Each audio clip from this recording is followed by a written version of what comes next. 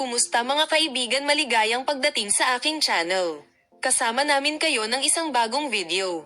Si Gookberg the Mercy at ang kanyang kasintahan na si Pelen ay muling ipapakita ng magkasama. Ang sagot ay maaaring sorpresa sa iyo.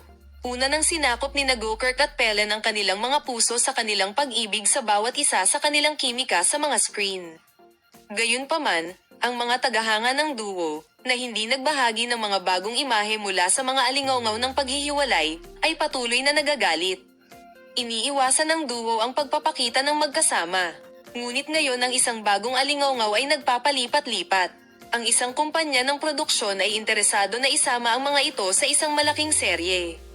Karamihan sa mga tao na nagsasabing ang senaryo ay perpekto para sa kanila, at ang karamihan sa mga tao ay naniniwala na maaari itong maging dalawahan sa puting screen. Ngunit tatanggapin pa ba ng pinakamalaking tanong ang alok?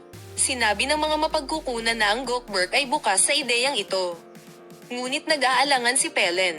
Ang ilang mga tagahanga ay nahahati, ang ilan ay nais na muling pagsamahin ang mga ito sa screen, habang ang iba ay naniniwala na ito ang pinakamahusay para sa kanila na manatili sa magkahiwalay na mga kalsada. Ano sa palagay mo? Dapat ba silang magtulungan ulit? Bibigyan ka namin ng detalyadong impormasyon tungkol sa paksa. Masisiyahan kami kung ibinabahagi mo sa amin ang seksyon ng mga komento.